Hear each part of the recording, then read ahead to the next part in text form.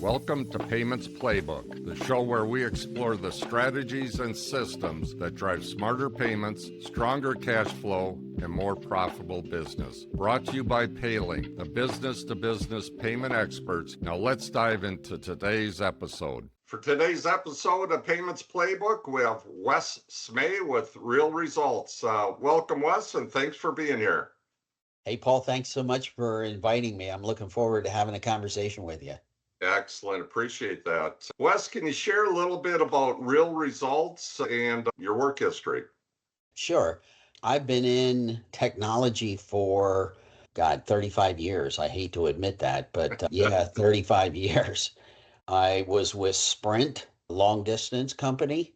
My last position was probably, I had a 20-year history or run with Sprint Wholesale.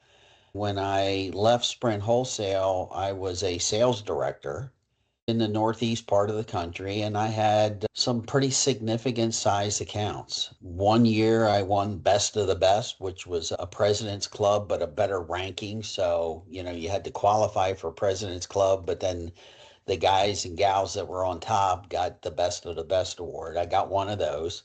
Wow. In Sprint Wholesale, I was in President's Club probably 9 out of 15 years.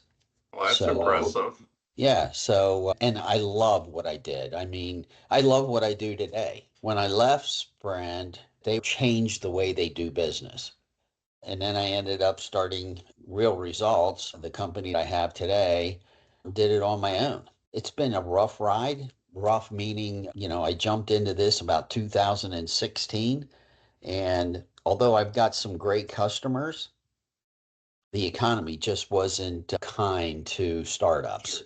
We're doing good today. And my company, Resultz, we play and practice in the field of AI, cybersecurity, contact center. A lot of people know them by call centers, but contact centers, compliances, and sophisticated areas of business. What's your target market or target company? In the beginning, if you could fog a mirror, I'd take you. But I soon learned some companies are difficult and some are easy to work with. I wanted to work with companies that had a vision for the new technologies and how new technologies could propel them into a better way of doing business. So I'm not hemmed in geographically, but I do look for companies that have contact centers. So that's a big area that we play in. I also look at companies that are in the residential services business. And what that means is there's companies out there that HVAC systems, that's what they work on for your home. And some of those companies are large. I can afford to be selective. When I'm interviewing, as they're interviewing me, I'm also interviewing them. When I find an opportunity, meaning that everything seems to be lining up, the C-suites are looking for not the best pricing, but the best solution. I'm looking for clients where I can build a long-lasting relationship. That I like to pride ourselves, although we're consultants, we are trusted technology advisors. There are a lot of companies out there, the AT&Ts and Verizons and Flexentials and all these other companies out there that can do all these managed services better than I could work with companies. And the neat thing about what we do is, not every AT&T solution is going to fit a client. Oh, absolutely. So what we do is we take bits and pieces, parts that belong to different organizations, and we bring them together and help them fit into a company solution. There's a term I use called outcome-based selling. I find out what the outcome is. What are you actually trying to achieve? What does this look like in the very end? Yep. Not only what pain are we trying to solve for, but and I can help fix the pain, but what's it look like 2 years down the road? That's how we go about it. Outcome based selling. That's the model we use. I like Donald Miller, who tells you how to grow a small business. There's another guy, Randy Schwanzes. He does a book called The Wedge. And, displace your competition, or his book says how to get your competition fired. Yep. Now, I'm not necessarily interested in getting anybody fired, but if there's something I can find that I do better than what he or she is currently doing it that's in place today, Yep. that's what I'm going to focus on. Yep, and you got to exploit that, absolutely. And I like that outcome-based selling. I guess I've never really thought about it that way, but I like that. If you can figure out what the outcome is, what the customers, what they're really looking for, not just the pain point they're experiencing today, but what does it look like a year, 2 years from now? And can you help them achieve that outcome? That's what we do. Very cool. With your experience on telecom, wireless primarily, do you do a lot with IoT, Internet of Things? Oh, yeah. Yep. Medical company, they had people constantly checking temperatures of refrigeration equipment, highly compensated individuals. Anybody can read a thermometer and write it down, right? We put digital thermometers devices and antennas throughout the building. These antennas, every hour on the hour, checked the refrigeration on each floor to see if everything was working as it should be working. Some of these medications are strictly controlled. If you go above the holding temperature, the product's no good. You got to throw it away. Some of this stuff, could be tens of thousands of dollars in one refrigerator. Helped a school district that had some issues with refrigeration equipment.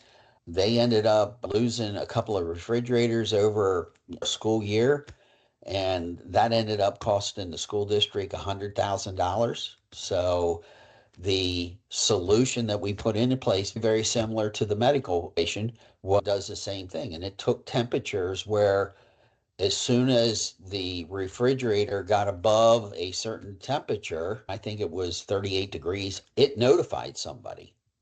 And if it got above a critical point, it notified 4 or 5 people. So everybody knew what was going on, and they could move the product out of the refrigerator and put it into, another device, or, got somebody in to repair it quickly. Yep. So are you using the wireless for connectivity primarily? I mean, AT&T, Verizon, is that primarily what you're using? Well, in these situations, now I haven't done anything outside of a building. Everything we've done inside the building was on Wi-Fi, and there's a technology that rides on top of that. But anyway, and it kept it all encrypted and everything. So Sure. yeah, it worked on a Wi-Fi basis. It reported to, a computer device. You could spit out a report whenever you needed, especially when, government officials wanted to see, if you were maintaining certain temperatures. You could print it out for a week, a month, a year, and satisfy a government official, making sure everything was working copacetically. So in one situation, the school district, everything was reported, and it went out over not so much wireless, although they had a wireless backup, but it went out across the internet on a encrypted line. Yep. And it fed into the main hub of the school district, and Yep. that's where all of it went to. It was only one building. Now it was a high rise, so it was able to register all of the refrigeration devices, went into their hub, and each refrigerator was identified, all the temperatures were there. It saved them a lot of money, especially the ongoing employee cost. And it allowed that individual, highly compensated individual, I might add, to do other things that he or she was more apt to do. Oh, absolutely. It's a great solution. I have an account I work with closely. They do similar IoT things. What's interesting there is he developed a platform. It's AnyNet SIM. So what that means is it doesn't matter where you are, whoever has the strongest signal, whether it's T-Mobile or Verizon or AT&T, it grabs onto that. Oh, good. Yep. Yeah, And he does a lot with medical devices for that reason. The data packs, you're transferring the data is minimal. exactly. Yeah, very, You know, very small. so you can buy a data plan for a device for little or nothing. Absolutely. With real results, you're obviously continuing to grow. What are some of the biggest challenges? Is it finding qualified people to build out things, or what are your biggest challenges right now? That's a great question. I always go back to my roots. When I was with a Fortune 50 company, Sprint, I was a sales director and I was responsible for, at that time, it felt like the world. But Yeah, yeah, and I mean, it was 90 million a year in revenue. I was responsible for sales and customer satisfaction, yep, but I didn't do the marketing. I had some input. I didn't do HR, although I had to follow their rules.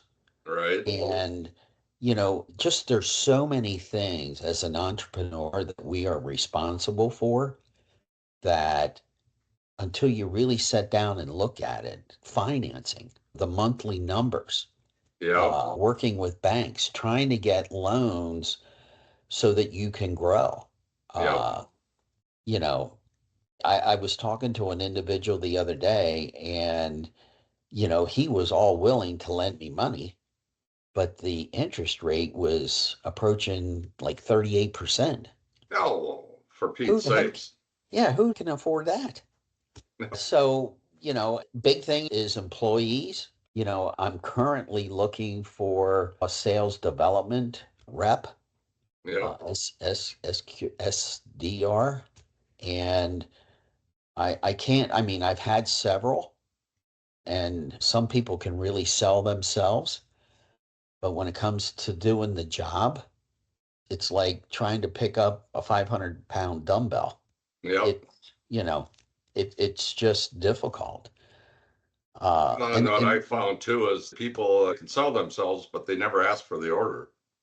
well, yeah, that's the other thing. Can't And close the sale. for an SDR, the only thing I'm trying to get you to do, I look for two types. We have a list of companies we'd like to do business with.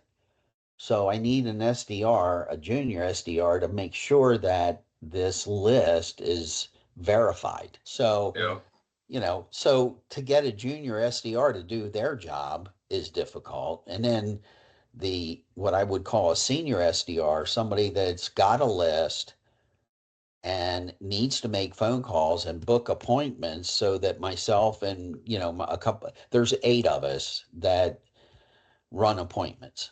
And a lot of times the 8 of us that are running appointments, it's because we know somebody, we've networked with somebody or an organization. That's a warm lead, yeah, but you got to keep the funnel full.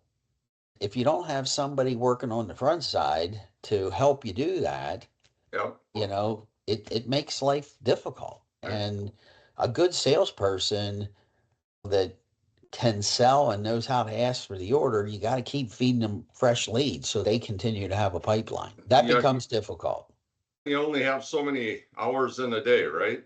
Oh yeah. You can't Yeah. do everything. And, Yep. finding Yep. the right people is not an easy task. Another thing, websites. I think I got a great website, but I get hits every day from SEOs, search engine optimization companies or individuals trying to sell me on their services. Oh, yes. And I use this other company that I have a lot of confidence in, but, you know, do you know if they're doing the right jobs? Do you understand what your keywords are for your industry so that you can start ranking in Google? And Yep. we don't do a bad job, but I'm certainly not on the list, only if we're doing pay per click.